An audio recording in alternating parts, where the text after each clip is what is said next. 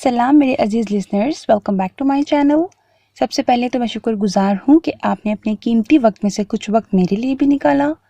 میرے چینل پر نیو آنے والوں کو تہہ دل سے ویلکم کرتی ہوں۔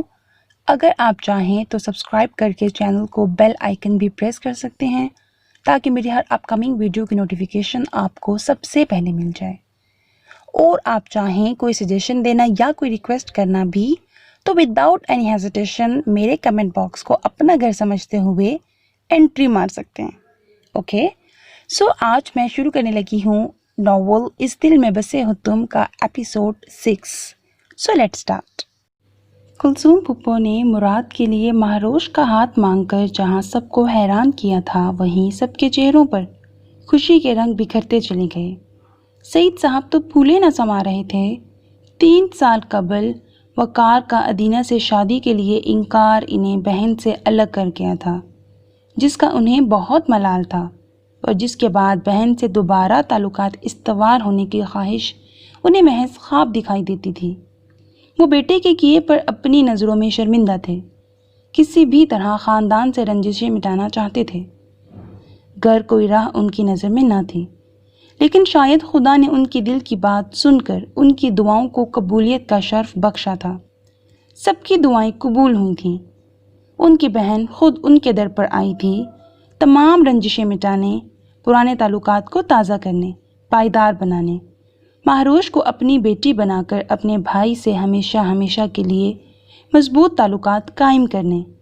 بڑی چاہ سے کلثوم پھپھو نے سعید صاحب سے مراد منصور کے لیے ماہی کو مانگا، اور سعید صاحب کی تو یہ دلی خواہش تھی کہ ان کا خاندان، بہن سب پھر سے ایک ہو جائیں، تو ان کے لیے اس سے بڑھ کر خوشی کی بات اور کیا ہو سکتی تھی؟ سو کہیں سے بھی انکار کا جواب ممکن نہ تھا۔ انہیں کوئی اعتراض نہ تھا۔ باقی گھر والے بھی رضامند اور خوش تھے۔ سو سعید صاحب نے فوراً سے ہاں کہہ کر بہن اور بھانجے کو خوش کر دیا۔ کلثوم پھپھو اور مراد منصور کی پہلی پیش قدمی اور مثبت پیش رفت سے سب کے دلوں میں معتبر مقام تو پا ہی چکے تھے۔ سو گھر بھر میں خوشیوں کے شادیانے سنائی دینے لگے۔ ہر ایک مکین خوش تھا، مراد بھی سرشار تھا۔ مہروش تو پہلے ہی مراد کے سامنے اقرار کر چکی تھی۔ اپنی منزل، اپنی محبت بآسانی پانے کی خوشی کو ابو اور گھر والوں کی خوشی نے دوبالا کر دیا تھا۔ تمام تر رضامندی پانے کے بعد کلثوم پھپھو نے اپنی جگہ بھی ماہی سے اس متعلق بات کی، جس پر اس نے محض سر ہلانے پر ہی اکتفا کرتے ہوئے اپنی طرف سے رضامندی ظاہر کر دی۔ البتہ چہرے پر بڑی گہری اور مسحور کن مسکراہٹ تھی۔ کلثوم بیگم نے اسے خود سے لگا کر خوب پیار کیا۔ رسماً دستوراً خوشی سے کئی نوٹ اس کے سر پر وارے، اسے الگ سے نوٹ دیے اور سعید صاحب کی طرف چلی آئیں۔ انہیں بتایا کہ آج جانے کا ارادہ رکھتی ہیں کہ مراد کو بھی کوئی ضروری کام ہے، اور جانے سے پہلے مہروش کو مراد کے نام کی انگوٹھی پہنا کر جانا چاہتی ہیں۔ فوراً منگنی پر تو انہیں کوئی اعتراض نہ تھا، سو حامی بھر لی۔ البتہ آج ہی جانے پر انہوں نے صاف منع کر دیا۔ مراد نے ضروری کام کا عذر پیش کیا تو اسے بھی شفقت سے جھڑک کر روک لیا، سو وہ مجبوراً خاموش ہو کر 2-3 دن مزید رکنے پر رضامند ہوا، تو منگنی بھی آج کی بجائے کل کی تاریخ پر طے پائی۔ سبھی خوشی خوشی تیاریوں میں محو ہو گئے۔ ادینہ نے اپنی جگہ سب کو مبارکباد دی، ماموں سے بھی بہت دیر تک بات کی۔ سب سے آخر میں باری مہروش کی آئی تھی۔ مہروش موبائل لیے اپنے کمرے میں چلی آئی۔ بہت بہت مبارک ہو مہروش، ادینہ کے لہجے سے خوشی جھلک رہی تھی۔ تھینک یو، آج میں بہت خوش ہوں، سب کتنا اچھا ہونے جا رہا ہے، ادینہ بولی۔ ہاں، ماہی نے جواباً اتنا ہی کہا۔ اور دیکھو تو مراد کتنا گنا نکلا، کبھی بھنک تک نہیں پڑنے دی کہ وہ تم سے محبت کرتا ہے۔ اس بات کی خوشی ہے کہ اس نے تم جیسی خوبصورت پرفیکٹ لڑکی کا انتخاب کیا اور بر وقت کیا۔ وہ تمہیں پا کر اپنے نصیب پر یقیناً بہت ناز کرے گا، and I am very happy کہ تم میری بھابھی بنو گی۔ ادینہ کی بات پر اس نے مسکرانے پر ہی اکتفا کیا۔ اچھا، انگیجمنٹ آج ہی ہے نا؟ وہ پوچھنے لگی۔ نہیں، اب کل ہے، ابو نے پھپھو کو 2-3 دنوں کے لیے روک لیا ہے، اس لیے آج کی ارجنٹ انگیجمنٹ کا پروگرام کینسل ہو گیا ہے، کل شام کو ہوگی، ماہی نے بتایا۔ چلو اچھا ہے، میں نے بھی امی سے کہا تھا کہ اتنی جلدی ایک ہی دن میں آنن فانن نہ کریں، مراد اکلوتا ہے، دھوم دھام سے اس کی انگیجمنٹ کریں گے۔ مگر مراد کو شاید ضروری کام تھا، لیکن اچھا ہوا ماموں نے انہیں روک لیا۔ اب تم آج ہی مراد کے ساتھ مارکیٹ جاؤ، اپنی پسند کا ڈریس لو، رنگ پسند کرو، سنجیدگی سے کہتے ہوئے آخر میں وہ مسکرا کر کہنے لگی۔ مراد کے ساتھ؟ ماہی نے حیرت ظاہر کی۔ اور نہیں تو کیا؟ وہ ہنسی۔ نہیں، مجھے اب ان سے شرم آتی ہے، وہ صاف بولی۔ ارے پگلی، شرم کو فی الحال سائڈ پر رکھو، یہی تو وقت ہوتا ہے اپنی منمانی اور شوہر کی جیب ہلکی کرنے کا، ورنہ بعد میں بالکل قابو نہیں آتے۔ ادینہ خوشگوار ہلکے پھلکے موڈ میں قدرے شرارت سے بولی تو ماہی ہنس دی۔ ضرور جانا آج، ادینہ نے اسے پھر تاکید کی۔ اوکے، ضرور جاؤں گی، اس نے حامی بھری، پھر بات بدل کر توقف کے بعد اس سے استفسار کیا۔ ادینہ، تم بھی آؤ نا، مجھے بہت خوشی ہوگی۔ انداز میں گزارش تھی، جھجک بھی تھی۔ میں کیسے آ سکتی ہوں؟ وہ اتنا ہی بولی۔ لب و لہجہ اگرچہ نارمل تھا، مگر ماہی کو اپنی جگہ شرمندگی و ندامت نے گھیرا تھا۔ کیا تم سب کچھ بھول نہیں سکتی؟ مہروش نے آہستگی سے پوچھا، لہجے میں ہلکی سی جھجک کی جھلک بھی نمایاں تھی۔ میں تو سب کچھ بھولنا چاہتی ہوں، مگر حالات کچھ بھی بھولنے نہیں دیتے۔ ادینہ عجب الجھے ہوئے انداز میں بولی، جیسے آج تک اذیت کا شکار ہو۔ میں وقار بھائی کی طرف سے تم سے معافی مانگتی ہوں۔ ماہی پشیمانی کی اتاہ گہرائیوں میں اتری تھی۔ اس کی ضرورت نہیں ہے ماہی، ادینہ نے فوراً اتنا ہی بولا، پھر توقف کے بعد مزید اضافہ کیا۔ اچھا ماہی، میں تم سے پھر بعد میں بات کروں گی، لگتا ہے معید آ گئے ہیں، ڈور بیل کی آواز آ رہی ہے۔ ساتھ ہی اجازت طلب کی۔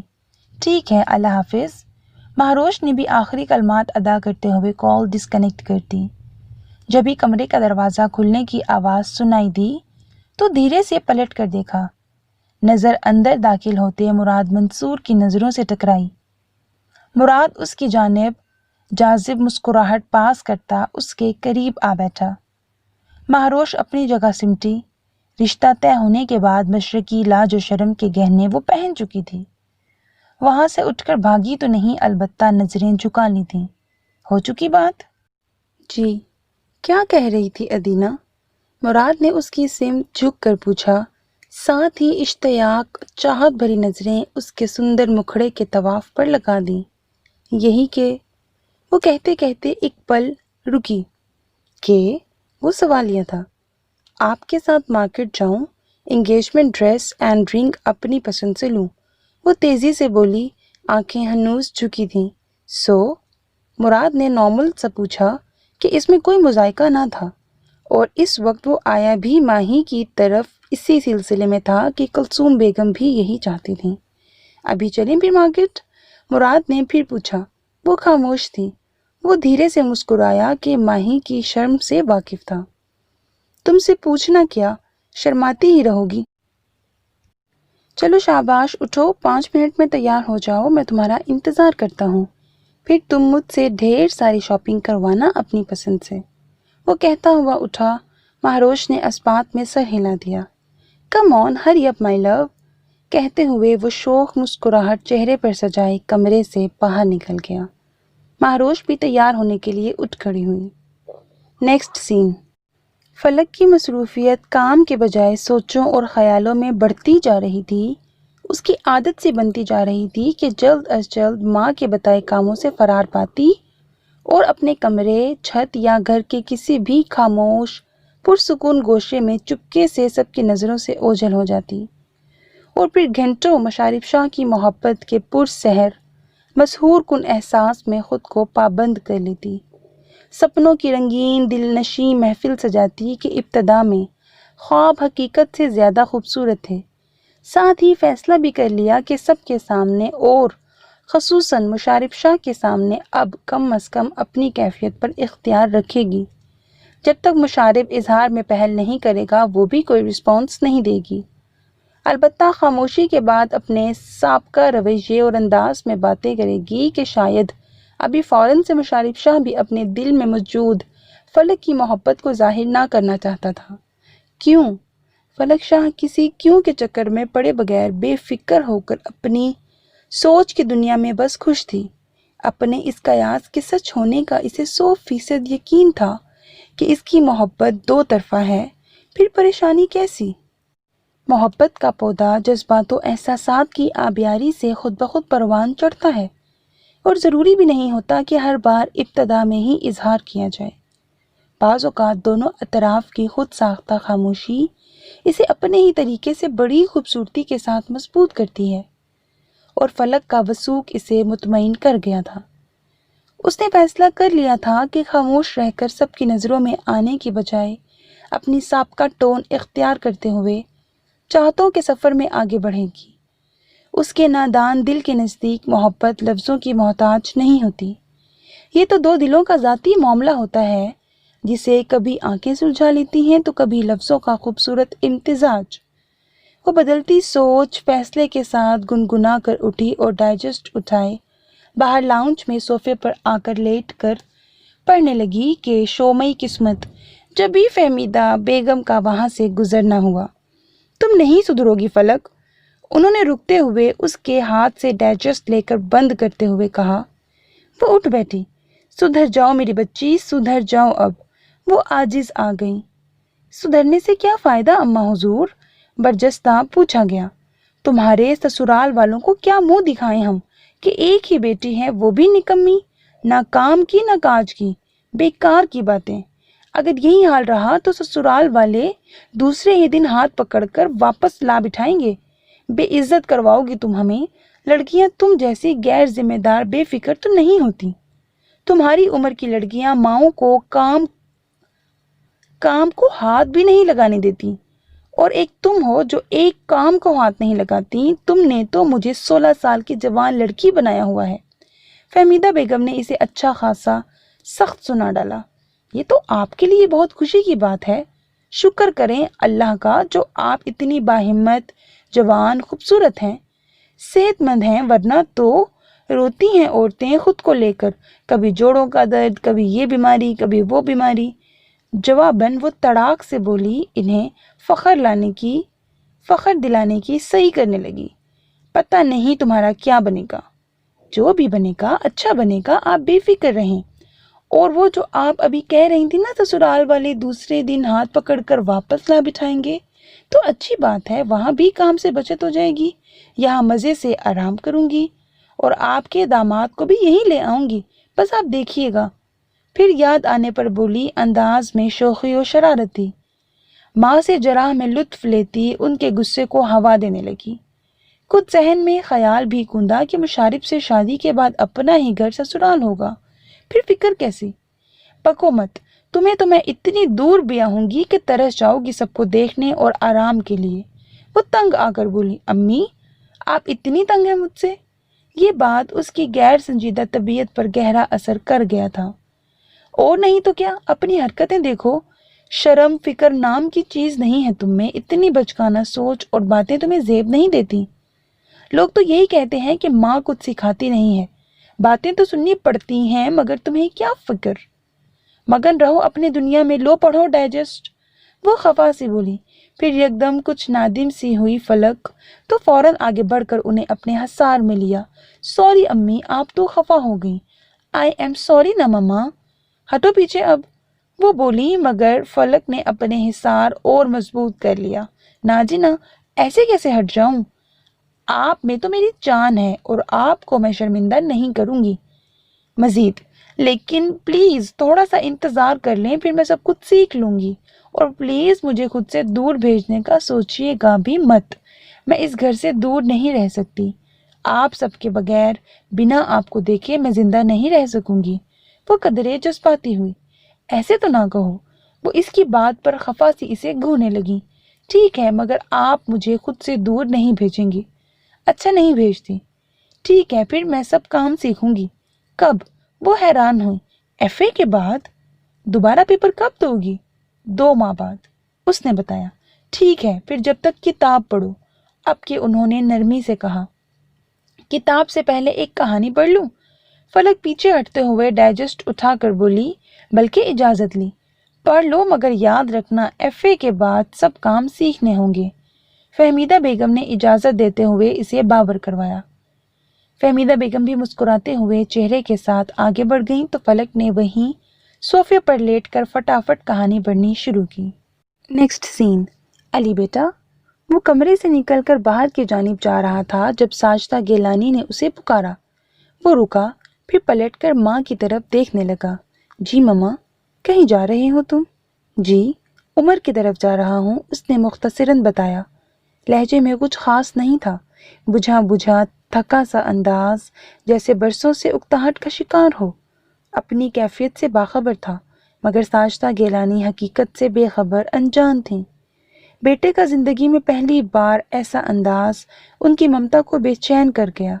علی کے ساتھ کوئی مسئلہ تھا یا پھر کوئی پریشانی وہ نہیں جانتی تھیں، مگر علی نے اس دن بھی انہیں اپنی کھوئی صورت، بے چین طبیعت، سوجھی آنکھوں کی بابت رت جگہ بتایا۔ سو آج بھی وہ متفکر ہوئیں۔ کیا بات ہے علی؟ وہ اس کی طرف بڑھیں۔ جی مما، کچھ نہیں۔ وہ اچانک پوچھنے پر سنبھل ہی نہ سکا، البتہ خود کو کمپوز کرنے کی کوشش میں نفی میں سر ہلایا۔ تمہاری طبیعت تو ٹھیک ہے؟ لگتا ہے آج رات بھی ٹھیک سے نہیں سوئے، کتنے بے سکون لگ رہے ہو۔ وہ بیٹے کے اجاڑ ویران ہوتے چہرے اور معمول سے ہٹ کر سوجھی آنکھوں کو دیکھنے لگی۔ علی نے فوراً نظریں چرائیں کہ سامنے ماں کھڑی تھی، وہ ماں جس نے اس کی پیدائش سے لے کر جوان ہونے تک اسے دل سے محسوس کیا، اس کا خود سے بڑھ کر خیال رکھا، اس کے لیے اپنی راتیں جاگ کر گزاریں، اپنے دن اپنے اکلوتے بیٹے کے گرد اس کی خوشیاں سمیٹنے میں گزارے، جنہیں وہ ہر بات بتاتا، اپنے جذبات احساسات سے قریب پاتا، تو وہ بھی بیٹے کے لیے آگے رہتی، اس کی ہر خوشی خواہش کو مقدم رکھتی، اس کی صحت، تندرستی، لمبی عمر اور سکون کی دعائیں مانگتی، اس کی مسکراہٹ میں زندگی کی جھلک محسوس کرتی۔ تو پھر آج وہ ماں کیوں کر بیٹے کی دل کی کیفیت کو نہیں پڑھ سکتی تھی؟ علی آیان غم کے سمندر میں خود کو پھنسا ہی چکا تھا، مگر اور کسی کو خود سے جڑے قریبی پیارے رشتے اور خصوصاً ماں کو اپنی ذات کے حوالے سے دکھ دینے کا سوچ بھی نہیں سکتا تھا۔ جبھی نظریں جھکائے اپنی اندرونی قلبی تباہ حالی پر، ظاہری بربادی چھپانے کی سعی کرنے لگا۔ ارے مما، ایسی کوئی بات نہیں ہے، بس نیند آج بھی پوری نہیں ہوئی، رات 3 بجے تک مووی دیکھتا رہا، سو دماغ ابھی تک فائٹنگ کے شور سے چکرایا ہوا ہے، اور پھر صبح ہی جلدی اٹھا ہوں، جبھی آنکھیں آپ کو میری سوجھی ہوئی لگ رہی ہیں۔ علی نے زبردستی کی مسکراہٹ کے ساتھ جھوٹ سے مزین وضاحت کی، تو ساجدہ بیگم نے سنتے ہی خفگی سے خفیف سا منہ بنایا۔ جانتی تھی کہ فائٹنگ والی موویز اسے شروع سے پسند ہیں، جنہیں وہ رات گئے تک دیکھتا رہتا ہے، اور جس سے وہ خاصی خفگی کا اظہار کرتی کہ کم از کم اسے رات کو اپنی نیند پوری کرنی چاہیے، کہ ہر وقت کی بے آرامی چہرے کی ستائشی ختم کرنے کے رکھ دیتی ہے۔ ارے تو ضرورت کیا تھی مووی دیکھنے کی؟ کتنے الجھے ہوئے لگ رہے ہو، میں نوٹ کر رہی ہوں پچھلے کئی دنوں سے، اور خصوصاً یونیورسٹی کے بعد سے تم اپنا بالکل خیال نہیں رکھ رہے۔ اپنا خیال رکھا کرو۔ اس کے چہرے کو بغور دیکھا۔ ایک ہی بیٹے ہو تم میرے، یوں لاپرواہ مت بنو، مجھے تم سوٹڈ بوٹڈ ہنستے مسکراتے چاہیے ہو، سمجھے؟ اپنا بہت سا خیال رکھا کرو ہمارے لیے، اور آئندہ ایسے ہی ویسے ہی میں نہیں سنوں گی۔ وہ لاڈ اور پیار مگر قدرے تحکم سے بولی۔ علی دماغ سے فی الوقت تمام سوچن جھٹک کر چہرے پر مسکراہٹ لایا۔ اوکے ماما جانی، اور عمر کی طرف شام کو چلے جانا، ابھی آرام کرو، نیند پوری کرو۔ وہ بولی، نہیں مما، ابھی جانے دیں، رات کو آرام کروں گا۔ وہ بولا کہ ابھی گھر سے باہر کہیں بھی شور و گل میں جانا چاہتا تھا، جہاں اس کا ذہن لوگوں کی باتوں کہکہوں میں مستبشرہ کی یادوں سے چھٹکارا پا سکے، کہ محض اپنے کمرے میں بند رہ کر وہ اس کی یادوں سے اذیت کا شکار ہو کر تڑپتا رہتا تھا، کلستا رہتا تھا، مگر لاکھ چاہنے کے باوجود قرار نہیں سمیٹ سکتا۔ چلو ٹھیک ہے، چلے جاؤ، مگر جلدی آنا۔ انہوں نے اجازت دی، ساتھ ہی ہدایت بھی دی۔ تھینک یو ماما۔ تو وہ مسکراتا ہوا باہر نکل آیا۔ ماں کے سامنے خود کو کمپوز کرنا، ریلیکس ظاہر کرنا اس کے لیے کڑا امتحان تھا۔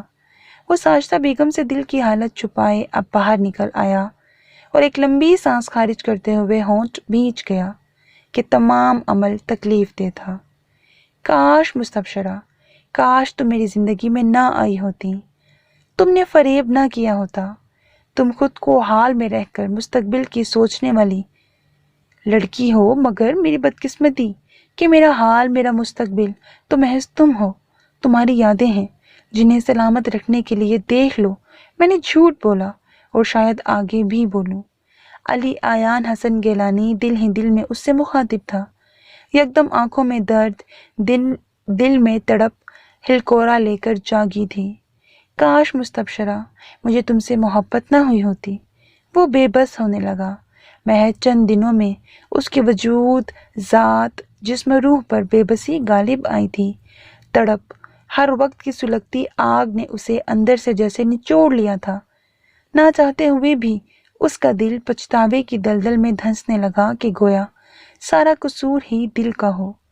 عمر کی طرف جانے کی بجائے وہ شہر کی مصروف ترین مارکیٹ کی طرف چل نکلا تھا کہ مسلسل یاسیت و تعصب زدہ سوچیں اس کی روح تک کو بے قرار کر رہی تھیں، جن سے تھوڑی دیر کے لیے ہی صحیح مگر وہ چھٹکارا چاہتا تھا۔ نیکسٹ سین۔ مستبشرہ نے خود کو اسکول کے ماحول میں جلد ہی ایڈجسٹ کر لیا تھا۔ روز صبح نئے عزم لیے جذبے سے اٹھتی، تیاری کرتی اور اسکول چلی جاتی۔ محنت، لگن، شوق و شوخی سے کلاس لیتی، خوشگوار موڈ میں بچے بچیوں سے گفتگو کرتی، ان کی زبانی، ان کے قصے سنتی، ان کی شرارتوں سے لطف اندوز ہوتی اور فری لیکچر میں اسٹاف روم چلی جاتی۔ شروع کے 2-3 دنوں میں ہی اس نے اسکول میں کئی ٹیچرز دوست بنا لی تھیں، جن سے وہ ادھر ادھر کی باتیں کرتی، ان کی سنتی، ہنستی مسکراتی اور ایسے میں رہ رہ کر اپنی 3 دوستوں کو پل پل یاد کرتی، جو اسے بہنوں سے زیادہ عزیز لگتی تھیں۔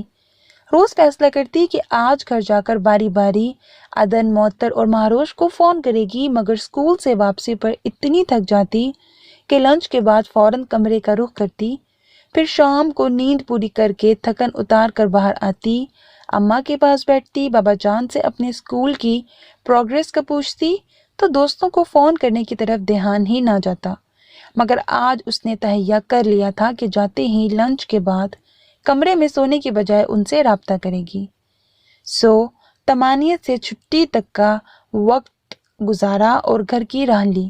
زہرا شاہ نے معمول کی طرح اس کی آمد سے قبل اس کی پسند کا کھانا ٹیبل پر سجایا ہوا تھا۔ سید جمال شاہ بھی اسی کے انتظار میں تھے۔ اس نے دونوں کو سلام کیا، پھر منہ ہاتھ دھو کر کھانا کھایا، پھر کھانے سے فراغت کے بعد اٹھ کھڑی ہوئی۔ کہاں جا رہی ہو بیٹا؟ بابا جان، کمرے میں جا رہی ہوں۔ کچھ دیر ہمارے پاس بھی بیٹھو۔ زہرا شاہ نے پیار سے بیٹی کو دیکھا۔ اماں تھوڑی دیر میں آتی ہوں، آج بہت دل چاہ رہا ہے ماہی، عدن اور معطر سے بات کرنے کو، بس ان کی کانٹیکٹ نمبر لے کر آتی ہوں۔ وہ بھی کہتی ہوں گی ملتان آنے کے بعد میں نے ان سے رابطہ تک نہ کیا، اور اوپر سے ہمارا نمبر بھی چینج ہو گیا ہے، وہ خود سے بھی بات نہیں کر سکتی۔ ناراض ہو رہی ہوں گی، ان سے بات کر لوں، اور ویسے بھی آج سونے کا ارادہ نہیں ہے، پھر سب مل کر آپس میں باتیں کریں گے۔ جواباً وہ خاصی تفصیل سے بولی، چلو ٹھیک ہے۔ انہوں نے اس بات میں سر ہلایا اور برتن سمیٹنے لگیں۔ مستبشرہ مسکراتی ہوئی کمرے میں چلی آئی، سب سے پہلے آئینے کے سامنے گئی، اپنے کھلے بالوں میں کنگھی پھیری، پھر الماری کی طرف بڑھی، جہاں اسلام آباد سے واپسی کے بعد اس نے بیگ سے کپڑے وغیرہ نکال کر رکھنے کے بعد اسے دوبارہ مڑ کر دیکھا تک نہیں تھا۔ پرس سے نکال کر اسی بیگ میں اس نے تینوں دوستوں کے کانٹیکٹ نمبرز بھی رکھے ہوئے تھے۔ بیگ الماری سے نکال کر وہ بیڈ پر آن بیٹھی، دونوں پاؤں بھی اوپر کھینچ لیے، ساتھ ہی زپ کھولی اور متلاشی نگاہیں دوڑائیں۔ ہاتھ بیگ کے اندر ڈال کر باہر نکالا تو ہاتھ میں کانٹیکٹ نمبر والے پیج کی بجائے لفافہ آیا۔ اس نے حیرت سے بھویں سکیڑ کر لفافے کو گھما پھرا کر دیکھا، پھر ذہن میں کوئی متعلقہ خیال نہ کوندا۔ یہ کیا ہے؟ دل ہی دل میں خود سے پوچھا۔ اس وقت مستبشرہ جمال یقیناً بے دہانی میں تھی کہ تلاش میں کانٹیکٹ نمبر والے صفحے کی تھی۔ ایسے میں ذہن پر بالکل زور نہ دیا کہ یہ وہی لفافہ تھا جو اسلام آباد سے واپسی پر عمر نے اسے علی کی طرف سے دیا تھا۔ اسی سے صاف ظاہر تھا کہ اس میں واقعی میں ماضی کو بھلانے کی صلاحیت موجود تھی۔ وہ کتنے ہی دن گزرنے کے باوجود بھی ایک مرتبہ دانستہ یا بھولے سے بھی اس کا خیال علی کی طرف نہیں گیا تھا۔ اسلام آباد یونیورسٹی کے دوران بھی اور یہاں ملتان آنے کے بعد بھی وہ اپنے دعوے پر قائم تھی کہ وہ کبھی بھی علی کے بارے میں سنجیدگی سے نہیں سوچے گی، نہ سوچ سکتی تھی۔ اس کے بابا کا مان، عزت و اعتبار اس کی ذات پر سلامت رہ گیا تھا، پھر پلٹ کر پیچھے دیکھنے اور سوچنے کا کیا فائدہ؟ یا پھر یہ کہنا بالکل بھی غلط نہ تھا، مستبشرہ جمال علی حسن گیلانی کے معاملے میں بے حس ثابت ہوئی تھی۔ ایک بیٹی اپنے باپ کے لیے سینے میں دل میں عزت، ان کے وعدے کا پاس رکھ کر اپنی نظروں میں سرخرو، اپنی ضمیر کی عدالت میں مطمئن، فخر سے سر اونچا کیے ایک ایسے شخص کے لیے پتھر سے بدتر ثابت ہوئی تھی جس نے اس کے دل سے پرستش کی، اسے دل میں بسایا، خود سے بڑھ کر چاہا، عزت دی، اور جس نے بدلے میں اس شخص کو ایک وعدے کی نباہ کی خاطر ایسا تکلیف دہ فریب دیا کہ وہ بکھر کر پھر شاید تمام عمر سمٹ نہ سکے۔ اگلے ہی لمحے مستبشرہ جمال نے کندھے اچکا کر لفافہ پھر سے بیگ میں رکھا کہ نہ تو فی الوقت تجسس کو بڑھاوا دینا چاہتی تھی، نہ فکر میں گھننا چاہتی تھی کہ ابھی دوستوں سے بات کی جلدی تھی۔ 2-4 لمحوں بعد ہی اس کے ہاتھ مطلوبہ صفحہ لگا تو چہرے پر گہری مسکراہٹ پھیلی۔ بیڈ سے پاؤں نیچے سرکائے، چپل پہنے اور بغور نمبرز دیکھتی باہر کو نکلنے لگی، مگر اس سے پہلے ہی کوئی اور دروازہ کھول کر کمرے میں داخل ہوا۔ ہیلو مستبشرہ، یہ فلک شاہ تھی، جس نے اپنے مخصوص بھرپور انداز میں اچانک کہتے ہوئے تقریباً اسے ڈرا ہی دیا تھا۔ اوہ فلک کی بچی، تم نے تو ہلا کر رکھ دیا۔ مستبشرہ اسے اتنے عرصے بعد سامنے پا کر خوشگوار موڈ میں اس کے گلے لگی، ساتھ ہی کہا جس پر وہ کھلکھلا کر ہنسی، مشارب سچ ہی کہتا ہے کہ تم کسی آندھی، طوفان، زلزلے سے کم نہیں ہو۔ وہ فلک کو ہلکی سی چپت لگا کر بولی، وہ پاگل ہر وقت میرے خیال ہی میں لگا رہتا ہے، دوست نما دشمن ہے، میری ایسی تعریفیں ہر ایک کے سامنے کرنا فرض سمجھتا ہے۔ فلک مشارب شاہ کے لیے مصنوعی غصے سے بولی۔ مستبشرہ دھیرے سے مسکرائی، ساتھ ہی اسے لیے واپس بیڈ پر چلی آئی۔ اسی دوران ہاتھ میں پکڑا کاغذ واپس بیگ میں ڈال دیا کہ اب فلک کی موجودگی میں دوستوں سے بات مشکل تھی۔ اچھا سناؤ، کیسی ہو؟ پھر اس سے پوچھا۔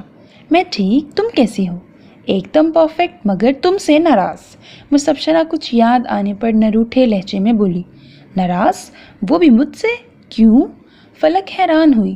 یونیورسٹی سے آئے مجھے کتنے دن ہو گئے، مگر تم آج اتنے دنوں بعد آ رہی ہو، کیسی بہن ہو؟ تمہیں ذرا بھی خوشی نہیں ہوئی؟ اور نہ ہی فون پر بات کی، نہ جاب اور اسکول کی مبارکباد دی۔ مستبشرہ نے موقع ملتے ہی شکوہ کیا۔ فلک نے بھویں اچکا کر ہونٹ دانتوں تلے دبائے۔ اوہ سوری، ویری سوری اینڈ ڈھیروں مبارک۔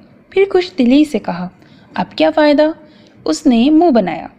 قسم سے آنے کا وقت ہی نہیں ملا، جب سے فیل ہوئی ہوں۔ امی نے تو مجھ پر اتنی سختی کی کہ نہ پوچھو، ہر وقت کام اور ان کے ساتھ کچن میں کھڑا ہونا۔ اچھی بھلی بے فکر زندگی گزار رہی تھی۔ ہاں کبھی کبھی بڑی مشکلوں سے کوئی بہانہ چل جائے تو جان چھوٹتی ہے۔ البتہ مشارب نے مجھے تمہارا بتایا تھا، اسکول کے بارے میں بھی بتاتا رہتا ہے۔ فلک نے حسب عادت اپنے آپ کو بچانے کے لیے وضاحت دینی شروع کی۔ باتونی جو تھی، آسانی سے قابو آنا اس کی فطرت میں تھا ہی نہیں۔ خوب، تم تو نام کی بہن ہو، تم سے تو مشارب بھی اچھا ہے، یہاں بھی چکر لگاتا رہتا ہے اور بابا جان کے پاس بھی باقاعدگی سے جاتا ہے۔ مستبشرہ بھی اتنی جلدی نہیں ماننے والی تھی جب ہی اسے ٹارگٹ کیا۔ آئی ایم ریئلی سوری مستبشرہ، تم پوچھ لینا عثمان اور تیمور سے کہ مشارب کی وجہ سے ہی میں امی کے ہاتھوں پھنسی ہوں، جب بھی آنے جانے کا ٹائم ہی نہیں ملا، اور اب تو پیپرز بھی دینے ہیں۔ لیکن تم سے ملنے کا اتنا دل چاہا کہ فوراً سے تائی امی کے ساتھ چلی آئی۔ اور بائی دا وے مستبشرہ جمال صاحبہ، اگر میں نہیں آئی تمہاری خوشی میں شریک ہونے تو تم کون سے میرا غم بانٹنے آئی ہو؟ زیادہ ناراضگی تو میری بنتی ہے۔ فلک شاہ عادتاً تیز بولتی آخر میں یاد آنے پر اترا کر کچھ دبنگ سے انداز میں بولی، کیسا غم؟ وہ حیرت میں ڈوبی۔ انگلش میں فیل اور نازک سی جند پر کام کا بوجھ کسی غم سے کم تو نہیں، برجستہ جواب پیش کیا گیا۔ فلک کی بات پر مستبشرہ بے ساختہ مسکرائی، پھر بولی، ہاں پر یہ تو تمہیں پہلے چاہیے تھا کہ اس متعلق بھی سوچتی، جب سب تمہارے ہاتھ میں تھا۔ اگر اچھے سے محنت اور تیاری کرتی تو آج یہ دن نہ دیکھنا پڑتا، نہ نازک سی جند کو غم سہنا پڑتا۔ لہجے میں کھنکھار تھی۔ فلک نے ہنستے ہوئے بھرپور اس کا ساتھ دیا۔ اور اس مرتبہ پیپرز تیاری سے دینا۔ اٹھو، پہلے میں ممانی چاند سے مل لوں، پھر مزید باتیں کرتے ہیں، مستبشرہ نے مخلصانہ اور دوستانہ مشورہ دیتے ہوئے کہا، پھر اسے لیے باہر چلی آئی جہاں مشارف شاہ کی امی آصفہ شاہ زہرہ شاہ کے ساتھ محو گفتگو تھیں۔ وہ پرجوش پرتپاک انداز میں بڑی ممانی چاند سے ملی، کچھ دیر بیٹھی باتیں کی۔ آصفہ بیگم خاص فلک کے ہمراہ مستبشرہ کی ملتان واپسی پر تمام گھر والوں کو رات کھانے پر دعوت دینے بھی آئی تھیں، جو زہرہ بیگم نے خندہ پیشانی سے قبول کرتے ہوئے شام 7 میں جانے کا ارادہ بنا لیا تھا۔ نیکسٹ سین۔ مہروش مراد کے سنگ لاہور کی سب سے بڑی اور مصروف ترین مارکیٹ میں کھڑی تھی۔ سبھی نے کہا تھا کہ مراد کے ساتھ جا کر رنگ اور ڈریس اپنی اور اس کی مشترکہ پسند سے لو۔ سو کچھ لاج شرم اور کچھ دل میں پھوٹتے جگنو سمیٹتی وہ مراد منصور کے ساتھ قدم سے قدم ملائے چل رہی تھی، جبھی مراد نے مسکراتی نظروں سے اسے دیکھتے ہوئے اس کا ہاتھ تھام لیا۔ ماہی نے ایک سرسری مگر حیران سی نظر مراد کو دیکھا، جو اب سامنے دیکھ رہا تھا۔ البتہ ماہی نے اپنا ہاتھ اس کی استحقاق بھری گرفت سے چھڑانے کی سوچ بھی ذہن میں نہ لائی۔ چند دکانوں میں ڈریسز دیکھنے کے بعد بالآخر اس نے مراد کی پسند کو ملحوظ خاطر رکھتے ہوئے بوٹل گرین کلر کا سوٹ پسند کیا، جو نہایت خوبصورت تھا، اور مراد نے آگے جھک کر اپنی چلبلی سرگوشی سے اس کا رنگ مہکا دیا تھا کہ ماہی کی سرخ و سفید کھلتی رنگت پر یہ رنگ خوب سجے گا۔ تمہیں اس سوٹ میں دیکھ کر کہیں میں اپنے ہوش ہی نہ کھو بیٹھوں، یہ میرا فیوریٹ ہے، تم پر سجے گا مائی لو، جس پر وہ دونوں کانوں تک سرخ ہوئی تھی۔ پھر ماہی نے میچنگ سینڈلز اور جیولری خریدی۔ مراد نے اپنی پسند سے انگیجمنٹ رنگ لی۔ اس کے علاوہ بھی مراد نے ماہی کو ڈھیروں شاپنگ کروائی، ساتھ ہی ساتھ پیار بھری ڈھیروں باتیں اور مدھم سرگوشیاں وقتاً فوقتاً اس کے کانوں میں اڈیلتا رہا، جسے وہ مسکراتی خاموشی کے ساتھ محض سنتی رہی۔ تم بھی تو کچھ بولو۔ میں؟ ہاں تم، کب سے صرف میں ہی بولے جا رہا ہوں۔ میں کیا کروں؟ وہ زیر لب بڑبڑائی کہ واقعی فی الوقت سمجھ نہ آیا کہ کیا بولے۔ اپنے دل کی بات کہنا ضروری ہے؟ بے ساختہ اس کے لب ہلے۔ ہاں ضروری ہے، کیونکہ میں تمہارے دل کی سننا چاہتا ہوں، وہ شوق سے لہجے میں بولا۔ دونوں دھیرے دھیرے چل رہے تھے۔ تو کیا آپ کو نہیں پتا میرے دل کی بات؟ ماہی نے سوال کیا۔ نظریں البتہ جھکی ہوئی تھیں، کیونکہ شرم اس کا پیچھا چھوڑنے کو ہرگز بھی تیار نہیں تھی۔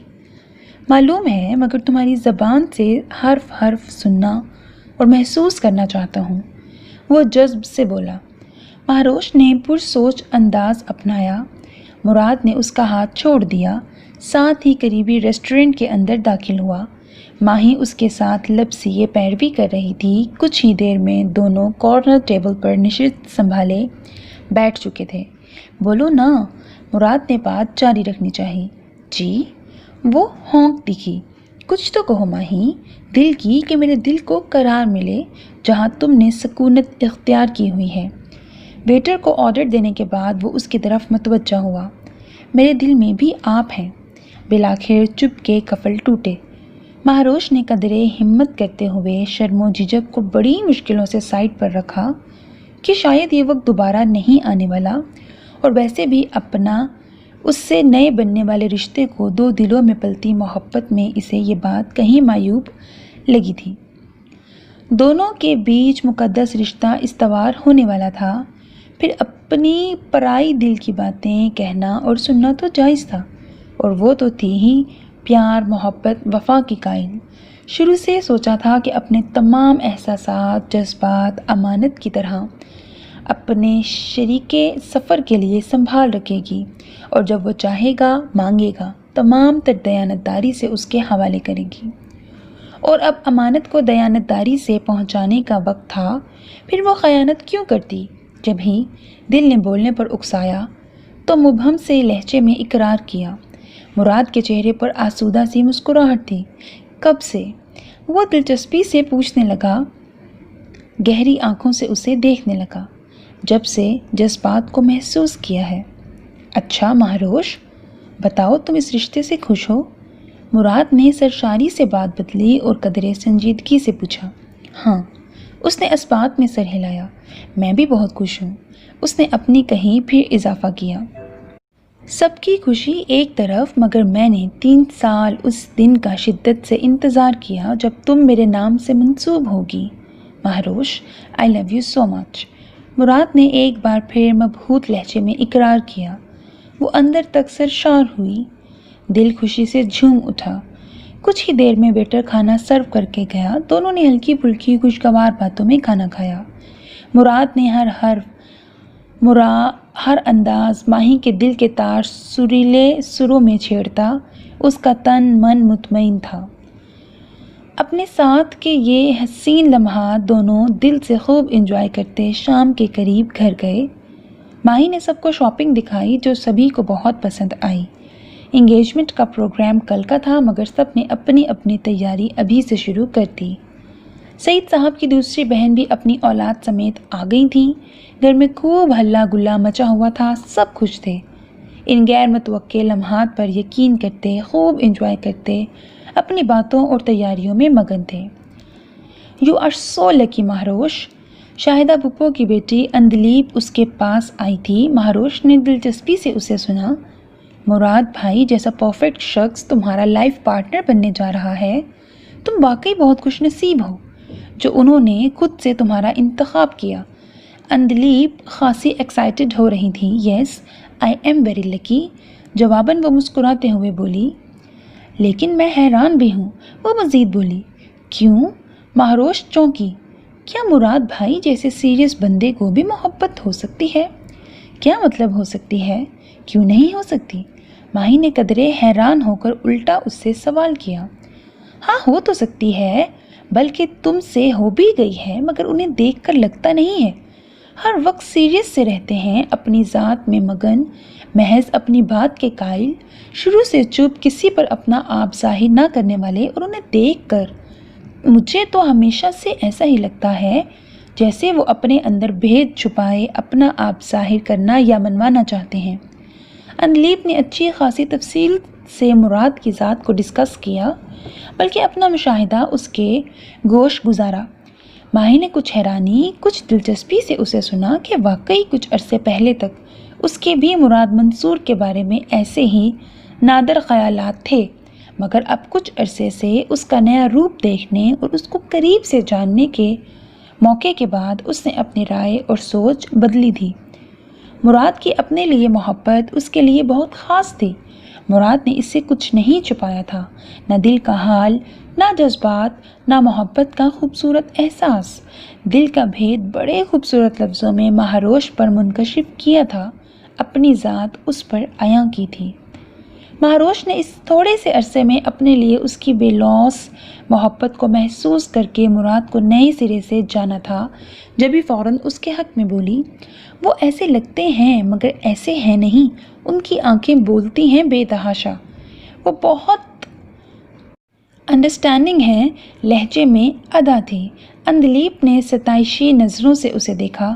ہاں بھائی، یہ تو تم سے بہتر کوئی نہیں جان سکتا۔ میری دعا ہے وہ ہمیشہ تمہیں بہت پیار، بہت ناز سے رکھیں، ان کی سنگت میں تم ہمیشہ ہنستی مسکراتی رہو۔ ساتھ ہی خلوص دل سے کہا۔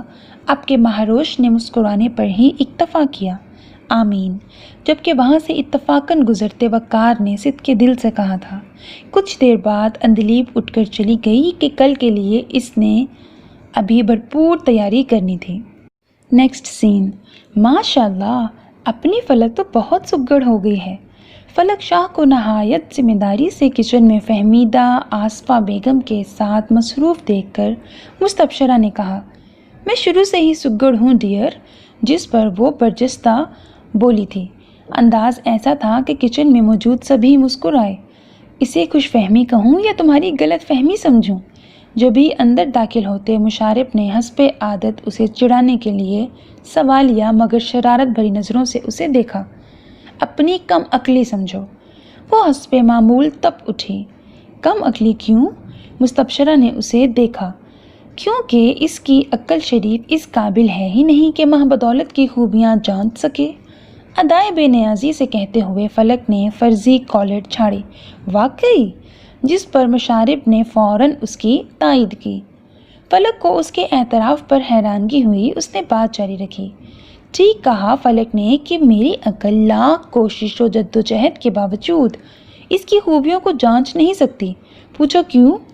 اور کھلے اعتراف سے آخر میں مستبشرہ سے استفسار کیا، بتاؤ کیوں؟ مستبشرہ نے سوالیہ پوچھا۔ وہ اس لیے کہ فلک میں سرے سے سگڑاپے والی کوئی خوبی ہے ہی نہیں۔ پھر بھلا میری عقل خاک جانچے گی؟ مشارف نے ڈرامائی انداز میں کہتے ہوئے حسب معمول ایسی بات کہی جو فلک کو پتنگے لگانے کے لیے کافی تھی۔ جانچنے کے لیے بھی عقل چاہیے جس سے تم محروم ہو، مگر وہ بھی کہاں کم تھی۔ ترکی بترکی بولی، ساتھ ہی کام سے ہاتھ کھینچ کر اس کی طرف مکمل توجہ سے مڑی۔ فلک، جب بھی فہمیدہ بیگم نے اسے گھورا کہ ان کے نزدیک فلک کا یہ روپ اور مشارف سے تو تڑاک باتیں بنا لحاظ رکھے نہایت بدتمیزانہ تھیں۔ یہ نہیں تھا کہ انہیں مشارف کی اس سے دوستی یا باتوں پر اعتراض تھا، نہ ہی گھر کا کوئی فرد تقیانوسی سوچ کا حامل لڑکے لڑکی کی دوستی کے خلاف تھا۔ وہ دونوں بھلے کزنز کے علاوہ دوست بھی تھے، مگر اس سب کے باوجود ایک حد بھی ضروری تھی جس کا فلک احساس نہ کرتی اور جس کا فہمیدہ بیگم اسے بار بار کہتی، احساس دلانے کی کوشش کرتی، مگر وہ ہمیشہ یہی کہتی، مشارف میرا دوست ہے اور دوستوں میں تمیز نہیں ہوتی۔ انداز بے فکر لاپرواہ سا ہوتا، مگر کچھ تو خیال رکھو، بڑا ہے وہ تم سے۔ اور دوسری بات، خبردار تو اسے آئندہ تم کہا آپ کہا کرو، ذرا تمیز نہیں ہے تم میں۔ امی پلیز نو لیکچر، تو وہ اکتائے ہوئے انداز میں کہتی، رفو چکر ہو جاتی۔ اب بھی ماں کو دیکھا اور یہی لفظ دہرائے، دیکھ لو اس کی حرکتیں۔ فہمیدہ بیگم خائف سی بولی، یہ کبھی باز نہیں آئے گی۔ عثمان نے گلاس میں پانی انڈیلتے ہوئے صدا لگائی، تم تو اپنا منہ بند ہی رکھو۔ وہ لڑنے کو تیار ہوئی، گھور کر اسے دیکھا، کمر پر ہاتھ رکھ لیے۔ میرا منہ بند رکھنے کے باوجود سب جانتے ہیں ڈیئر سسٹر، وہ چھیڑنے والے انداز میں بولا۔ پھر تم بھاڑ میں جاؤ ڈیئر بردر، فلک تڑاک کے بولی، تم سب سے لڑتی ہی رہنا بس۔ امی نے اسے ڈانٹا، میں ہی نظر آتی ہوں آپ کو، عثمان کے بچے کو کچھ مت کہیے گا۔ وہ فوراً اسے منہ بنا گئی۔ ارے میرا بچہ کہاں ہے؟ میرا بچہ؟ جب ہی عثمان نے اس کا جملہ پکڑتے ہوئے شرارت سے کھوجتی نگاہیں ادھر ادھر دوڑائیں تو وہاں موجود سبھی مسکرائے۔ اور خبردار جو میرے بچے کو اس کی دادی جان سے ڈانٹ پڑوائی تو۔ ساتھ ہی مصنوعی غصے سے اس نے فلک کو کہتے ہوئے بات جاری رکھی، دیکھ لیں اپنے لاڈلے بیٹے کو کتنا بے شرم ہو گیا ہے۔ فلک نے اسے نشانہ بنایا۔ ارے میں کہاں سے بے شرم ہوا ہوں؟ الٹا تم میرے کیریکٹر پر کوشچن مارک لگا رہی ہو۔ میرے بچے کہاں سے وارد ہو گئے؟ ابھی تو میں خالص کنوارا ہوں، منگنی بھی نہیں ہوئی، نہ بھاگ نہ چھپ کر شادی کی ہے۔ سچی؟ عثمان نے گہری مگر مصنوعی سنجیدگی اختیار کی، سب محظوظ ہو رہے تھے۔ فہمیدہ بیگم نے بھی مسکراتے ہوئے بیٹے کو دھپ لگائی۔ بہت جلدی ہے یار شادی کی؟ مشارف نے بھی اس کا کندھا سہلایا۔ نہیں مجھے کہاں، بس فلک کو پھپھو بننے کی جلدی ہے۔ جب بھی میرے بچے کو آواز لگا رہی تھی وہ بھرپور مزے سے بولا، خبردار جو میرے نام کا استعمال کیا تو۔ وہ اسے آنکھیں نکالنے لگی، تو تم بھی؟ پھر میرے بچے کو بیچ میں مت لاؤ۔ عثمان فل موڈ میں تھا۔ آصفہ بیگم نے پیار بھری نظروں سے اسے دیکھا، جبکہ فہمیدہ بیگم اپنے سامنے بے باک گفتگو پر دونوں بیٹے بیٹی کو گھورنے لگی۔ چلو فلک، تم سب باہر جا کر باتیں کرو، کام میں اور آپا کر لیں گے، انہیں کہا۔ سچی امی؟ فلک خوشی سے اچھلی کہ امی نے خود سے اسے جانے کو کہا، مطلب اس کی کام سے چھٹی۔ وہ فوراً باہر کو لپکی، عثمان بھی اس کے پیچھے نکل گیا۔ لائیں ممانی جان، میں آپ کی مدد کرتی ہوں۔ جب ہی مستبشرہ آگے بڑھی، مشارف شاہ نے مسکرا کر بغور اسے دیکھا۔ ارے نہیں بیٹی، تم سب باتیں کرو، میں اور فہمیدہ کر لیں گے۔ آصفہ بیگم نے لاڈ سے اس کے گال چھوئے اور منع کیا۔ ہاں بھائی، تم مہمان ہو، کام نہیں، حکم کرو۔ مشارف نے بھی میزبانی اور خوش اخلاقی کا اعلیٰ مظاہرہ کیا۔ ہرگز بھی نہیں، میں مہمان نہیں، اس گھر کی فرد ہوں، مجھے خوشی ہوگی کام کر کے۔ بتائیے ممانی جان، میرے لائق کوئی خدمت ہو تو میں حاضر خدمت ہوں، خلوص سے کہتی آخر میں وہ شاہی انداز میں بولی تو تینوں مسکرائے۔ ارے نہیں بیٹا، تم نے پوچھا، بس یہی کافی ہے۔ آصفہ بیگم اس کے انداز پر نثار ہوئی۔ بس ذرا فلک کو سمجھائیں۔ ساتھ ہی فہمیدہ بیگم نے اپنی فکر پیش کی تو وہ اس بات میں سر ہلانے لگی۔ جی ضرور ممانی جان، ویسے بھی ابھی اس کی عمر ہی کیا ہے، پیپر دے لے، پھر کہہ رہی تھی سب سیکھوں گی۔ کہہ کر انہیں اطمینان کرنا چاہا تو وہ ہنس دیں اور کام کی طرف متوجہ ہوئیں۔ کہہ تو دیا ہے اس نے، اب دیکھتے ہیں عمل کرتی ہے کہ نہیں۔ مشارف بولا کہ اسے ایسی کوئی امید نہیں تھی، ہمیشہ فلک کی ایسی باتیں اسے بہانہ لگتی۔ ضرور کرے گی، البتہ مستبشرہ کو اس پر یقین تھا۔ دیکھا جائے گا، بٹ فی الحال چلے میڈم، باہر چلیے، جب تک کھانا تیار نہیں ہوتا باتوں کی محفل سجائیے، فلک شاہ کے ہمراہ۔ مشارف نے اسے چلنے کو کہا۔ مستبشرہ جمال نے قدم باہر کی طرف بڑھائے۔ نیکسٹ سین، مہروش۔ ابھی وہ کمرے میں داخل ہی ہوئی تھی جب وقار بھی موقع ملتے ہی اس کے پیچھے چلا آیا۔ آہستگی سے اسے پکارا۔ وہ مڑی، قدرے حیران بھی ہوئی، البتہ ظاہر نہ کیا۔ وقار بھائی آپ آئیں، بیٹھیں۔ اگلے ہی لمحے اس کو بیٹھنے کو کہا۔ وہ دھیرے سے چلتا ہوا سنگل صوفے پر جا بیٹھا۔ مہروش نے بیڈ کا ایک کونا سنبھالا، اس کی جانب سوالیہ نظروں سے دیکھا۔ وہ سنجیدہ سا پرسوچ انداز اپنائے ہوئے شاید ذہن میں الفاظ کے تانے بانے بننے میں مصروف تھا۔ کوئی کام تھا بھائی؟ توقف کے بعد اس نے خود ہی پوچھا۔ وقار نے لمحہ بھر کو نظر اٹھا کر اسے دیکھا۔ ہاں، پھر اسبات میں سر ہلایا۔ تو مجھے کہہ دیتے، میں آپ کی طرف آ جاتی۔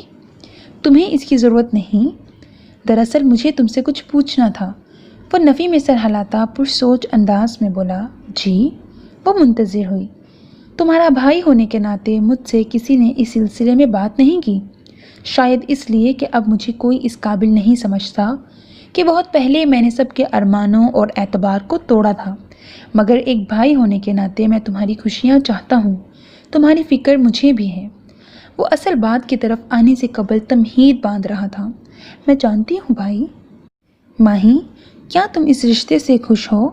وقار نے اٹک اٹک کر پوچھا۔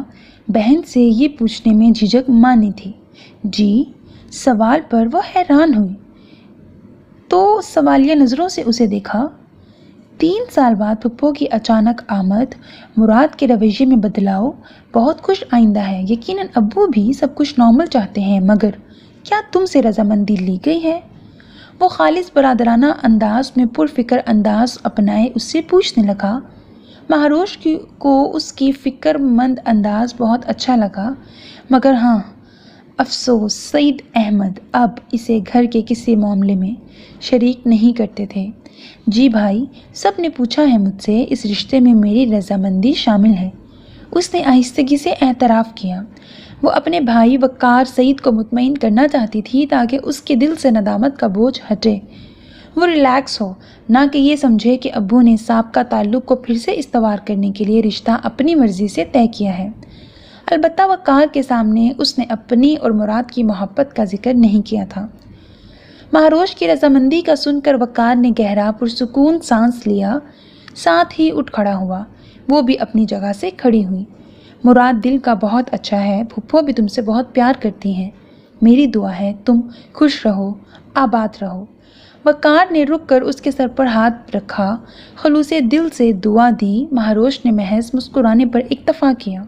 وہ مزید بولا، اور مہروش پلیز، اگر ہو سکے تو ابو اور مراد کا دل میرے لیے صاف کرنے کی کوشش کرنا۔ میں ابو کی مزید ناراضگی نہیں چاہتا، نہ ہی تم سے جڑے رشتوں کو خود سے متنفر دیکھنا چاہتا ہوں۔ ٹھہرے ہوئے لہجے میں کہا۔ جی بھائی ضرور، وہ پرعزم بولی۔ چلتا ہوں، اپنا خیال رکھنا۔ کہتے ہوئے وقار آہستگی سے کمرے سے باہر نکل گیا۔ مہروش نے اس کے جانے کے بعد آنکھیں میچیں۔ میں اپنے تئیں پوری کوشش کروں گی وقار بھائی کہ سب ٹھیک ہو جائے، ابو آپ کو معاف کر دیں گے، اور دل ہی دل میں اس سے مخاطب تھے۔ نیکسٹ سین، تمام افراد خوشگوار ماحول میں کھانا کھا رہے تھے۔ ینگ پارٹی کھانے کے ساتھ خوش گپیوں میں مصروف تھی، لیکن ہر 2 منٹ بعد خوش گپیوں میں فضا ناسازگار ہوتے ہوتے بچتی۔ فلک کو تیمور اور عثمان میں سے کوئی ایک ایسی بات کہہ دیتا جو اسے پتنگیں لگانے کے لیے کافی ہوتی، اور وہ فوراً سے پہلے بازو چڑھائے لڑنے مرنے کو تیار ہو جاتی۔ ایسے میں مشارف بڑی مشکلوں سے اسے کول ڈاؤن کرنے کی کوشش کرتا، جسے عثمان اور تیمور اپنی کھی سے ناکام بنانے کی کوشش کرتے۔ اس دوران مستبشرہ بڑی دلچسپ نظروں سے فلک اور مشارف کو دیکھ رہی تھی۔ اب تم دونوں میں سے کوئی فلک کو کچھ نہ کہے، سمجھے؟ اس مرتبہ فلک رو دینے کو ہوئی تو مشارف نے سختی سے ان دونوں کو تنبیہ کی۔ جی سمجھ گئے اچھی طرح۔ وہ دونوں فوراً سے بولتے ہوئے ہنسے تو فلک نے خونخوار نظروں سے انہیں گھورا۔ رد عمل کے طور پر انہوں نے سر پلیٹ پر جھکا لیے۔ اور تم بھی یار غصے پر کنٹرول رکھو، بچی نہیں ہو جو چھوٹی چھوٹی باتوں پر رونے لگو۔ اب وہ فلک کی طرف مڑا، اسے سمجھانا چاہا، یہ جانتے ہوئے کہ وہ قطعاً سمجھنے کی کوشش نہیں کرے گی۔ اچھا، چاول کی چمچ منہ کی طرف لے جاتے ہوئے وہ قدرے بیزاری سے اسبات میں سر ہلانے لگی۔ اتنی سکت اس میں نہیں آئی تھی کہ اصلاحی بات سنتی یا سمجھنے کی کوشش کرتی، عمل کرنا تو بہت دور کی بات تھی۔ مستبشرہ نے فلک کو پیار بھری نظروں سے دیکھا، ساتھ ہی مسکرائی۔ سب کزنز میں اسے فلک شروع سے بہت پسند اور دل سے بہت قریب تھی، جبھی اسے بہن بنایا تھا کہ اس طرح بہن کی کمی کا احساس بھی نہیں ہوگا، اور یہ پیاری سی لڑکی اسے بہنوں اور دوستوں والا پیار دے گی۔ تمام بزرگ حضرات کھانا کھا کر جا چکے تھے۔ تیمور اور عثمان بھی اٹھنے لگے، ساتھ ہی قدم باہر نکالنے سے پہلے ایک مرتبہ پھر فلک پر جملہ کسا جو ہنوز کھانے میں مصروف تھے، اور فوراً سے پہلے باہر کو کھسکے کہ مبادا وہ پاس پڑا گلاس اٹھا نہ مارے۔ بدتمیز، بعد میں ملتی ہوں تم دونوں کو۔ ان کے جانے کے باوجود وہ حسب عادت چلائی، اب کہ مشارف نے دھیان نہ دیا۔ شکر الحمدللہ، اور شکر کا کلمہ پڑھتے ہوئے نیپکن سے ہاتھ صاف کرنے لگا۔ مستبشرہ مسکراتے ہوئے کرسی کھینچ کر اٹھی، ساتھ ہی پھیلے برتن سمیٹنے لگی۔ مشارف شاہ کی دلچسپ نظر اس پر پڑی اور اگلے ہی لمحے اسے ٹوک گیا۔ ارے چھوڑو یہ سب۔ کیوں؟ وہ حیران ہوئی، چونک کر سوال کیا۔ اس وقت تم مہمان ہو، خاص تمہارے لیے یہ سب اہتمام کیا گیا ہے، سو آج نہیں۔ فلک سمیٹ لے گی برتن، وہ وضاحت سے بولا۔ اپنا نام سن کر فلک نے پلیٹ سے سر اٹھایا۔ خود سے تو اس کا ایسا کوئی ارادہ نہیں تھا، مگر من کے دیوتا نے کہا تھا، سو احتجاج کے بجائے چپ ہی رہی۔ یہ کیا بات ہوئی؟ مہمان ہونے کا یہ مطلب تھوڑی ہے آؤ کھاؤ اور جاؤ۔ مستبشرہ اس کی بات پر حیرانگی سے بولی، ساتھ ہی زیادہ تر یہی مطلب ہوتا ہے، اور پلیز چھوڑو، مجھے بالکل بھی اچھا نہیں لگے گا کہ تم یہ سب کرو۔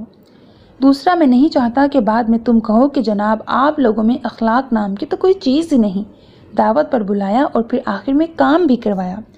سنجیدگی سے کہتا، آخر میں وہ ہنسا۔ مستبشرہ نے اسے آنکھیں دکھائیں۔ سو سیڈ مشارف، تم مجھے ایسا سمجھتے ہو؟ مجھے ہرگز بھی یہ اندازہ نہیں تھا۔ ساتھ ہی وہ خفگی سے بولی، ایسا بالکل بھی نہیں سمجھتا، بس تم چھوڑو یہ سب۔ مشارف نے اس کی گھورتی آنکھوں کا اثر لیے بنا کہتے ہوئے اس کے ہاتھ سے پلیٹ لے کر رکھی، جبھی تھوڑی بہت شرم فلک کو بھی آئی۔ بالکل جناب، تم یہ چھوڑو سب، مجھے بالکل اچھا نہیں لگے گا کہ مشارف کے ہوتے ہوئے میں یا تم کام کریں۔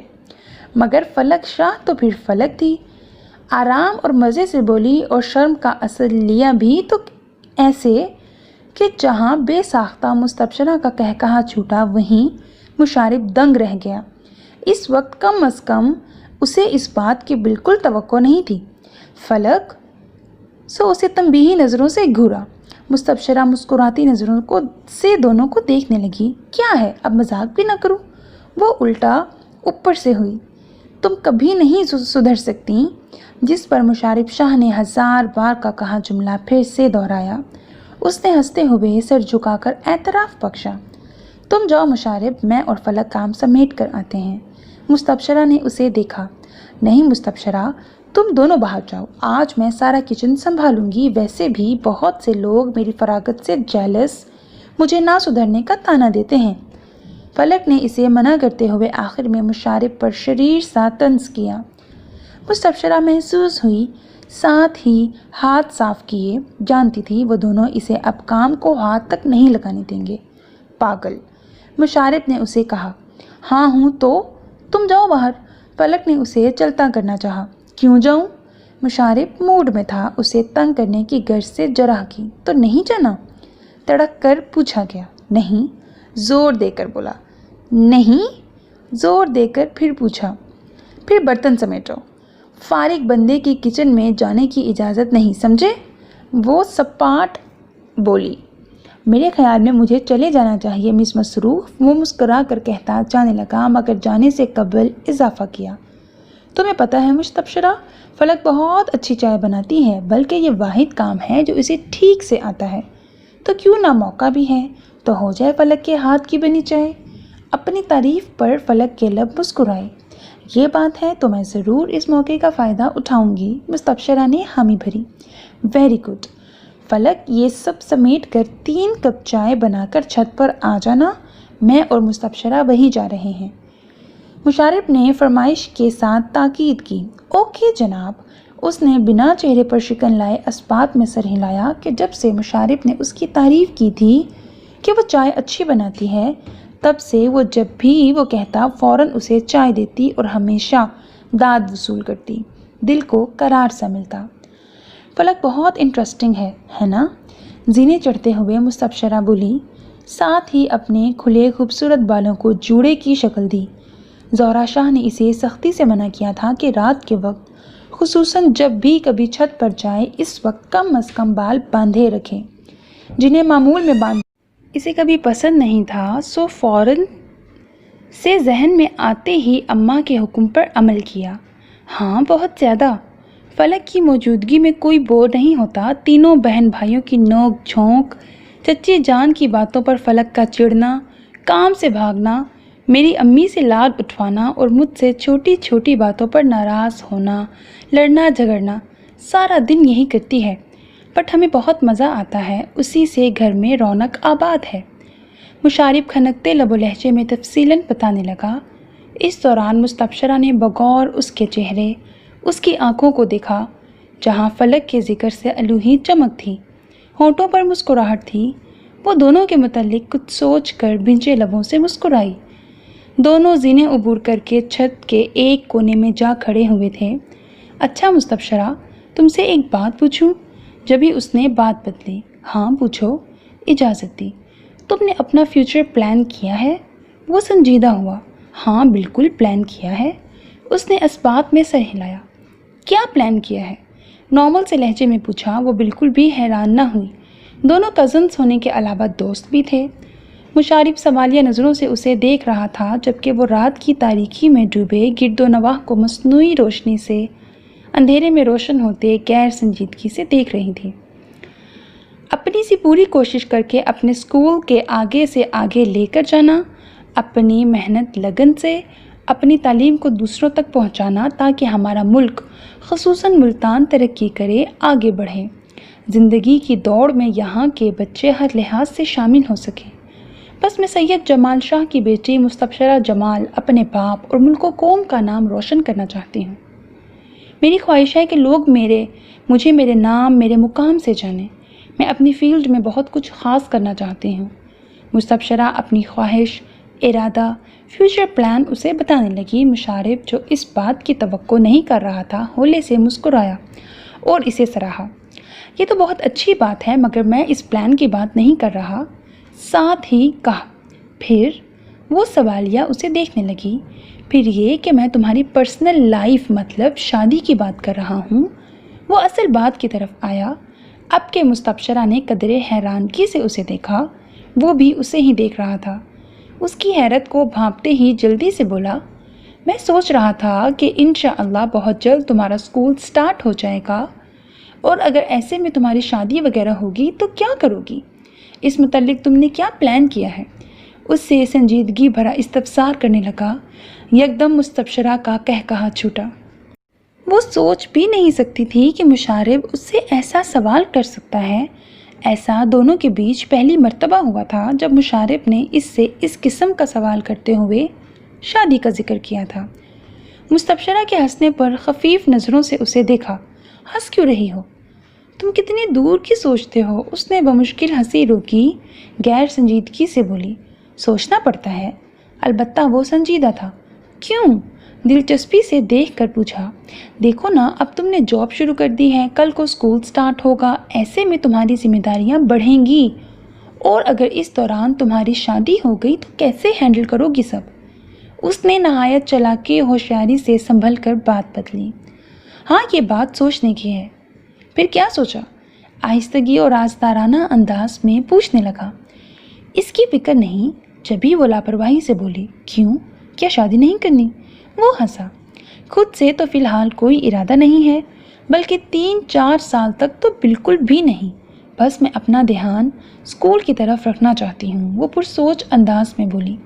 مگر اس دوران کوئی قابل رشتہ آ گیا تو پھر کیا کہو گی پھپھو اور پھوپھا جان کو؟ وہ تو جیسے ہر حال میں جاننا چاہتا تھا، یا شاید جان بوجھ کر خود کچھ پلان کرنا چاہتا تھا۔ ان کو کچھ کہنے سے پہلے میں تمہیں تھینکس کہوں گی۔ مستبشرہ نے سوال کا جواب الٹ دیا۔ کیوں؟ اس لیے کہ تم نے میرے ذہن میں یہ پوائنٹ ڈالا، ورنہ کوئی بھی رشتہ آنے کے بعد میرے لیے اس وقت فیصلہ کرنا ممکن نہ ہوتا۔ مگر اب مجھے اپنی خواہش کی تکمیل کی خاطر ابھی سے اماں اور بابا جان کو اس بات کے لیے قائل کرنا ہوگا کہ کم از کم 3-4 سال تک میری شادی کا خیال ذہن میں نہ لائیں، اور کسی بھی اچھے یا برے رشتے پر فی الحال غور نہ کریں۔ اینڈ آئی ہوپ وہ اپنی لاڈلی بیٹی کی بات نہیں ٹالیں گے۔ وہ فوراً سے سب ترتیب دیتے ہوئے تفصیل سے بولی، لہجہ پر وثوق تھا۔ مشارب نے سنجیدگی سے اسے سنا، اس کے ارادے اور فیصلے کو جاننے کی بغور کوشش کی، جبھی اپنا ذہن بھی فوراً تیار کر لیا۔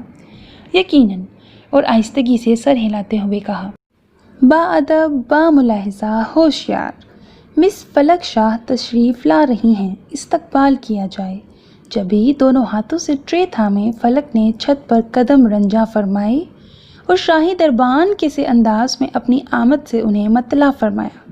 وہ دونوں اس کی طرف متوجہ ہوئے۔ آئیے میڈم، چائے بنانے میں بہت دیر لگا دی آپ نے۔ مستبشرہ اس کے انداز پر ہنسی۔ فلک نے ٹرے اس کے سامنے کی، اس نے کپ اٹھایا، تھینکس، اور بولی، اجی صرف چائے نہیں بنائی، چائے سے پہلے کچن بھی سمیٹا ہے۔ مصروف سے انداز میں کہتی وہ مشارب کی طرف بڑھی۔ فلک، تم تو واقعی بہت اچھی چائے بناتی ہو۔ مستبشرہ نے چائے کا سپ لیتے ہوئے ستائشی انداز میں اسے داد دی تو وہ کھل اٹھی۔ Thank you. کچھ دیر تک تینوں چائے انجوائے کرتی ہلکی پھلکی باتیں کرتے رہے۔ چائے کے بعد نیچے گئے۔ رات کافی ہو گئی تھی۔ سید جمال شاہ نے جانے کا ارادہ ظاہر کیا۔ زہرا پھپھو بھی اٹھ کھڑی ہوئیں۔ فلک نے مستبشرہ کو روکنا چاہا، مگر وہ صبح اسکول جانے کی وجہ سے معذرت کر گئی، البتہ جانے سے قبل دوبارہ آنے کا کہا۔ ان کے جانے کے بعد فلک اپنے کمرے میں چلی گئی۔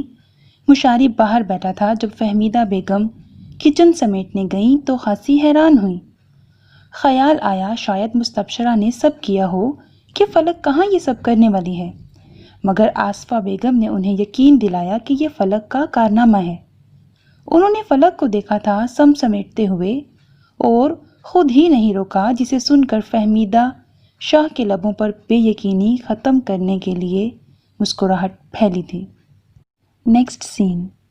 کوئی نہ جانے بن تڑپے، محبت محض درد کا نام ہے۔ علی آیان حسن گیلانی ادھر ادھر دیوانوں کی طرح پھرنے کے بعد سست ہوئے ذہن کو لیے واپس اپنے کمرے میں موجود تھا۔ آنکھیں بے سکونی اور بے قراری سے پھٹنے کو تھیں۔ مستبشرہ سے آخری ملاقات کے بعد سے وہ بکھر چکا تھا، الجھ چکا تھا۔ اللہ سے گلے شکوے، مستبشرہ کے تصور سے شکایت، چند ہی دنوں میں وہ اکتانے لگا۔ اپنی حالت، دل کی کیفیت، ذہنی بے قراری و اذیت، دھوکے و فریب کے بعد اندر اٹھتی کرب کی لہریں، ہر پل بے یقینی، اپنے ارمانوں کا بے وقت بے مول ہونا، تڑپنا، وہ درد کی حدود میں قید سا ہو کر رہ گیا تھا۔ آنکھوں کی چمک کھو سی گئی تھی تو آنکھیں بھی گویا چندھیانے لگیں۔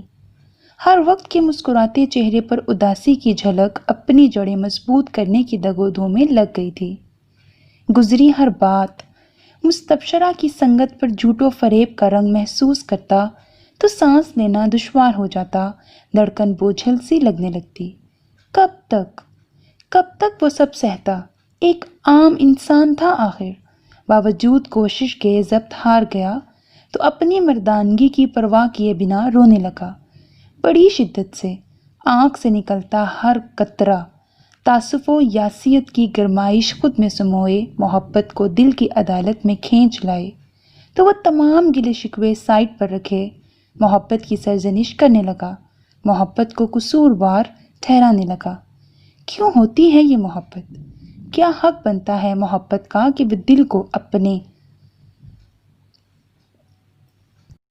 پرسحر احساس محبت کروانے کے بعد بے دردی سے تڑپائے؟ کیوں محبت اپنی شدت سے دل کو جذبات سمیت اپنی مٹھی میں دبوچ کر جذبات کو پاؤں تلے کچل دیتی ہے؟ کیوں محبت خواب ریزہ ریزہ کرتی ہے؟ علی کا سر چکرانے لگا، سوچیں، خیالات، دکھ درد اسے پاگل کیے جا رہے تھے۔ بظاہر سانس لینا زندہ ہونے کی علامت ہے، مگر دل ٹوٹ جائے تو زندہ لاش بننے میں دیر نہیں لگتی۔ دل کی دھڑکن مصنوعی لگتی ہے، کوئی کسی کے لیے بظاہر نہ صحیح پر اندر سے ضرور مر جاتا ہے، اور علی آیان حسن گیلانی اس وقت اندر سے مر گیا تھا۔ مستبشرہ جمال کے ناٹک نے اسے اندر سے مردہ کر دیا تھا۔ اس نے بڑی حسرت بھری نگاہوں سے دونوں ہاتھوں کو سامنے پھیلا کر گویا لکیروں پر غور کرنا چاہا کہ شاید کوئی امید نظر آئے، زندگی کی کوئی نوید نظر آئے، مگر بے سود۔ مستبشرہ کی کٹھور شفاف بے حس قطعیت بھرے لہجے نے جانے سے قبل تمام روشن دیے فریب کی گرد سے مٹا دیے تھے، بجھا دیے تھے۔ تب سے ہر لمحہ وہ بے بس تھا۔ آیان؟ وہ کمرے کے وسط میں کھڑا تھا جب عقب سے آواز سنائی دی۔ آہستگی سے پلٹ کر دیکھا تو حسن گیلانی کو سامنے پایا۔ ڈیڈ آپ؟ وہ فوراً سنبھلا، انہوں نے اثبات میں سر ہلایا۔ یہاں کھڑے کیا کر رہے ہو؟ اور اس کے برابر آ کر استفسار کیا۔ کچھ خاص نہیں، بس یہ کچھ چیزیں بکھری پڑی ہیں، انہیں ہی سمیٹنے کی سوچ رہا تھا۔ کمرہ تھوڑا گندا لگ رہا تھا، سوچا فارغ بیٹھنے سے بہتر ہے انہیں ہٹا لوں، ورنہ یہ سب مما کو کرنا پڑتا۔ علی نے فوراً سے بہانہ بنایا، بلکہ جھوٹ بولا۔ آج کل ویسے بھی وہ ماں باپ دونوں سے اپنی کیفیت چھپانے کے لیے جھوٹ کا سہارا لینے لگا تھا۔ دونوں سے بہت پیار کرتا تھا، انہیں خود سے ریلیٹڈ دکھ کا کسی طور بھی تصور نہیں کر سکتا تھا۔ بیڈ اور صوفے پر پڑے اپنے کپڑے، ڈریسنگ ٹیبل کے سامنے رکھے ٹاول، کمپیوٹر ٹیبل کے پاس رکھے جوتوں اور یہاں وہاں پڑی جرابوں کی طرف اشارہ کرنے لگا۔ ساتھ ہی صوفہ خالی کر کے حسن گیلانی کے بیٹھنے کی جگہ بنا کر پھر سے بولا، مما نہیں آئی آپ کے ساتھ؟ وہ بس آ رہی ہیں، مگر چائے کے ساتھ ہمارا دل چاہ رہا تھا تم سے بات کرنے کو، سوچا ساتھ میں چائے بھی ہو جائے۔ وہ بتانے لگے، واو گریٹ، مجھے اس وقت ویسے بھی چائے کی طلب ہو رہی تھی۔ علی نے خود پر چھائی کچھ دیر پہلے والی کیفیت اور ذہنی کشمکش سے نکلتے ہوئے خوش قباریت سے مسکراتے ہوئے کہا کہ مبادا وہ قیاس کرنے ہی نہ بیٹھ جائیں۔ چلو اچھا ہوا، تمہاری طلب بھی پوری ہو جائے گی اور ہم چند ضروری باتیں بھی کر لیں گے۔ وہ کہنے لگے، ضروری باتیں؟ سوالیہ انہیں دیکھا۔ ہاں بھائی، تم بہت فارغ رہ گئے، اب تمہیں خود سے قید کرنے کی سوچ رہے ہیں۔ ویسے ہمارا خیال تھا کہ تم یونیورسٹی آف ہونے کے بعد خود سے ہمیں کہو گے، لیکن کام تو کام، تمہیں تو ہمارے پاس بیٹھنے کی فرصت نہیں۔ کیا کرتے رہتے ہو آج کل؟ وہ اپنے مخصوص ٹھہرے ہوئے انداز میں محبت بھرا گلا کرتے پوچھنے لگے۔ کچھ خاص نہیں، بلکہ کچھ بھی نہیں۔ عمر کی طرف چلا جاتا ہوں یا پھر بس یوں ہی ادھر ادھر۔ اینڈ سچی بتاؤں تو ابھی کام کرنے کو دل نہیں کر رہا، وہ آہستگی سے بولا۔ کیوں؟ مطلب یونیورسٹی پیریڈ کے دوران تو تمہیں بہت ایکسائٹمنٹ تھی بزنس جوائن کرنے کی، پھر اب دل کیوں نہیں کر رہا؟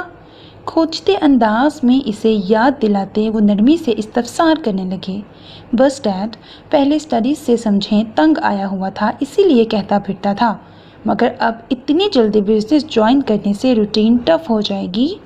سوچتا ہوں کہ پریکٹیکل لائف سٹارٹ کرنے سے پہلے ریلیکس کروں، اگر آپ کو اعتراض نہ ہو تو۔